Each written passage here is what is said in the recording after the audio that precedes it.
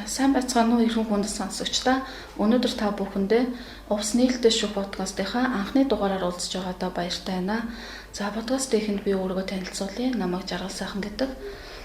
Би Увс аймаг төшүүхийн тамийн газрын мэдээлэл авалгааны мэргэжилтнээр ажилладаг байгаа. За энэ удаагийн дугаарт маань Увс аймаг төсөм дундын иргэний хэрэгээ анхан шатны шүүгдэх эвлүүлэн зуршлагч Жи одхон нэмийг урьж оролцуулж байна.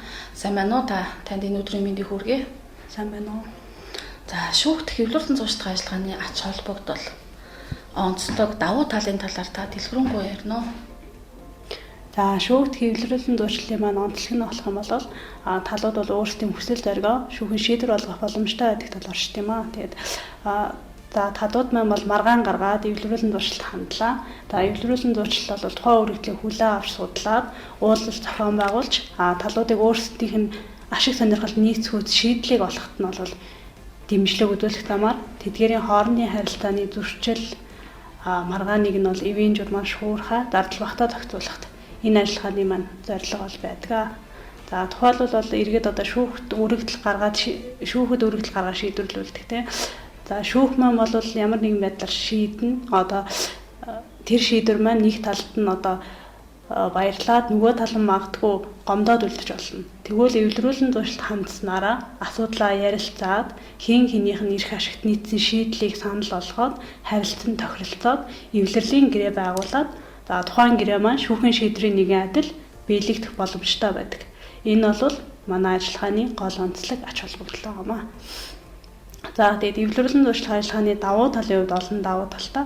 За өмнөд бол тухайн ажиллагаа маань оролцогчийнхаа нууцыг шаналан хадгалж ажиллагаа маань өөрөө хаалттай явагдана.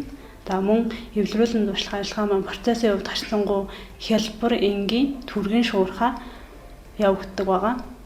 Мөн маргаанаа зохицуулахдаа шүүгдэх эвлэрүүлэн зуршилт ингээ өөрчлөлт гаргахдаа улсын тэмдэгтийн хураамж 30,000 төгрөгийг төлдөг нь бол үнийн дүнгээс хамаарахгүйгээр төлж байгаа нь бол харьцангуй зардал багтаа гэж үзнэ. Давуу талын хувьд бол юм байгаа. За.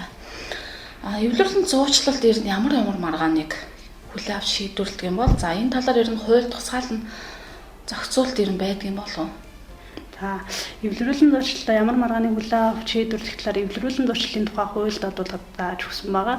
За эвлэрлийн зуршлын тухай хуулийн 3 дугаар зүйл заалтнаар бол эвлэрлийн зуршлал иргэний эрх зүйн маргаан, гэр бүлийн харилцаанаас үүссэн маргаан, хөдөлмөрийн эрхийн маргааныг бол хүлээн авч шийдвэрлэж байгаа.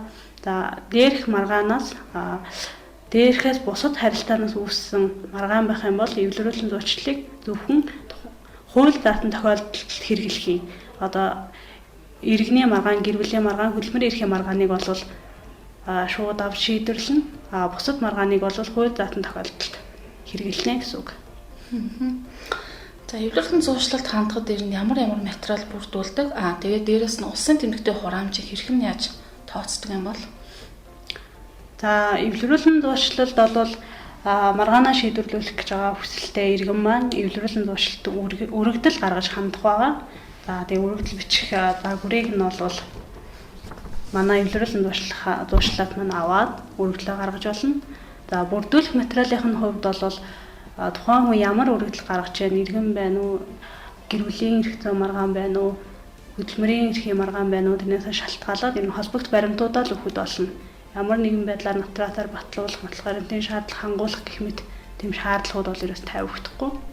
За мөн тийм өргөдлөө өгөхдөө улсын тэмдэгтийн хураамжийг бол төлнө.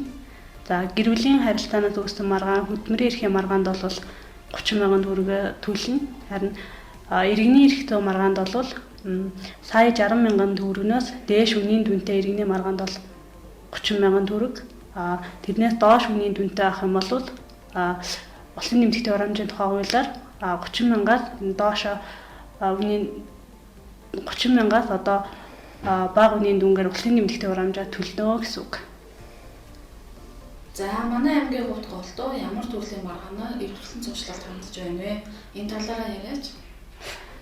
За манай аймгийн эвлэрүүлэн зуршлалд бол иргэний эрх зүйн маргаан бол иргэний эрх зүйн маргаан болон гэр бүлийн эрх зүйн маргааны асуудлаар бол голдоо хандж байна. За иргэний эрх зүйн маргааны хувьд бол худалдаа авах гэрээтэй холбоотой иргэд болон банк иргэдийн хооронд болсон зээлийн гэрээтэй холбоотой маргаанууд бол голчлон ирж байна. Мөн гэрүүлэн эрх зүйн хувьд бол гэрэл туслуулах маргаан ирж байна. За гэрлэл туслуулах маргаан маань манад бол урьдчилан шийдвэрлэх журмаар 1 сарын хугацаанд эвлэрүүлэх арга хэмжээг бол манай эвлэрүүлэн туршлагаас авч байна. За хөдөлмөрийн эрх зүйн маргаан бол